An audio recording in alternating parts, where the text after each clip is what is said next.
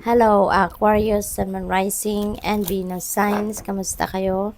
Sana po nasa mabuti kayong kalagayan. Welcome back po sa 88 Tarot. Kung bago kayo dito, welcome din kayo.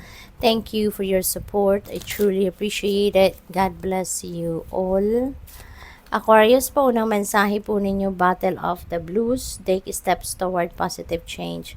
Ayan, so siguro, meron parang long overdue na siguro na sitwasyon sa buhay ninyo na kailangan nyo nang baguhin ito kasi maaaring hindi na to nagsiserve ng inyong highest good, hindi na to nagsiserve ng inyong best interest, kaya kailangan lang na baguhin mo na, mag-take action ka na para mabigyan mo ng panibagong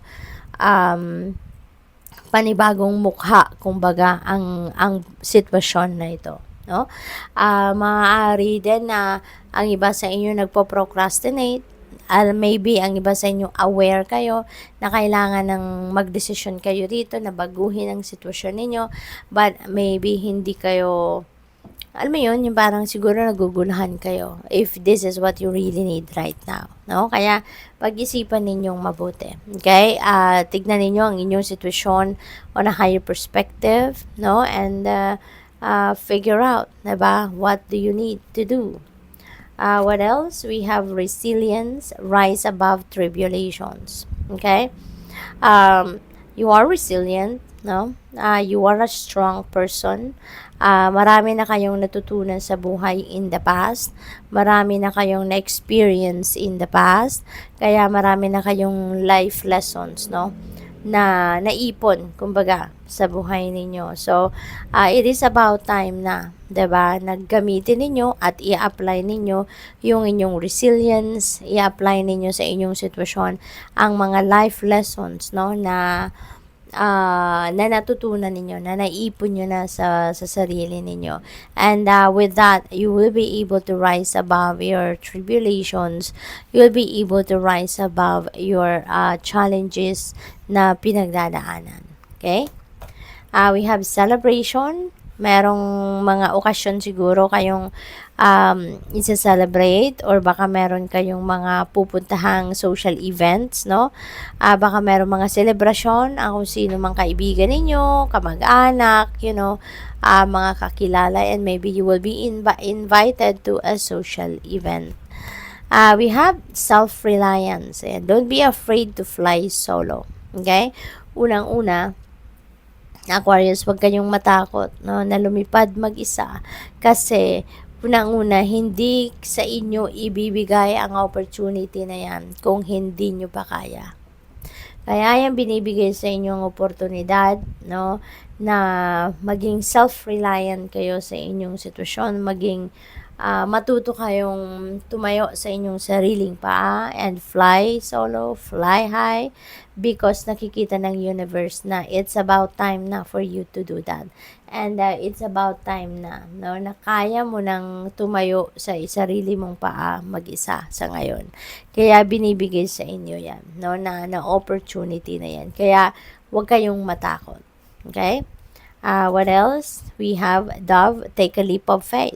Ayan, so maglalakas ng loob na talaga kayo sa ngayon, Aquarius, no? This is the time now that you are going to to grow, to expand, to thrive, to evolve into the best version of yourself.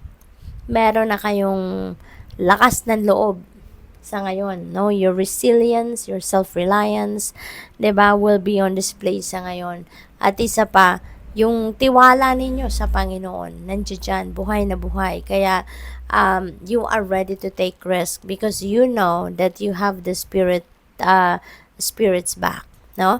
Kaya, good luck sa'yo. Right? May mga bagong oportunidad dito, no, na dadating sa inyo. This is uncharted territory. Kumbaga, kaya, kayo, maglalakas ng loob kayo. You're taking chances. And, siguro, no, depende sa inyong sitwasyon, but this could be in any area of life. Pwedeng sa relationship, pwedeng sa pamilya, sa trabaho, career, negosyo, no? It could be in any area of life.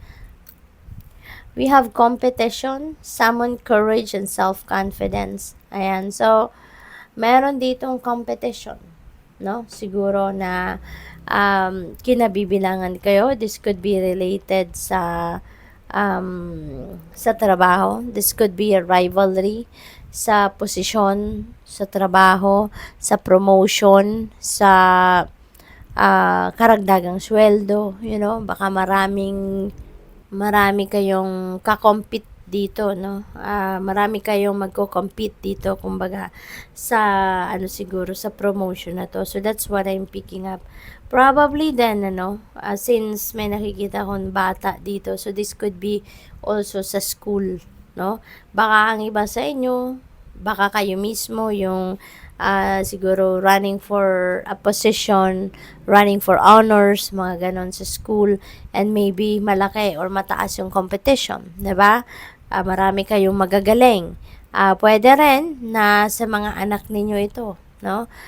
Baka yung mga anak ninyo ang nagkakaroon ng mahigpit na competition sa mga kaklase nila, 'di ba? And maybe they are competing for a certain honor sa klase since malapit nang magtatapos sa mga school ang 'di ba? Ang eskwela. So we have dolphin, don't worry and be happy. Okay? Kasi if you are going to choose to worry, since yung worrying is a negative energy, mas marami pa kayong maa-attract na negative energy, na negative situations, no, sa buhay ninyo. Kaya instead of worrying, lift it all up to God. Ialay ninyo sa Panginoon ang pag-worry na yan, ang mga concerns ninyo, ang mga worries ninyo. And instead, maging happy na lang kayo. 'Di ba? Ialay ninyo sa Panginoon ang lahat ng pag-aalala ninyo kasi it's not going to do any good, no, sa buhay ninyo, yung pag-worry na yan. Pero kung magiging masaya kayo, mas mag-a-attract pa kayo ng mas marami pang positibong sitwasyon sa buhay ninyo. It will raise your vibration also, and when your vibration is high, mas may kapangyarihan kayo na mag-manifest kayo ng magagandang bagay or ng mga bagay na gusto ninyong ma-manifest sa buhay ninyo. We have owl, follow your intuition. Okay? Sundin ninyo kung ano ang bulong ng iyong intuition because your intuition will always give you a signal what is the right thing to do. No, what is the right path na dapat ninyong tahakin. Kaya dapat magtiwala kayo sa mga naririnig ninyo from your intuition. Okay? At yun ang gawin ninyo. So, good luck. Thank you for watching. Love and light. Namaste.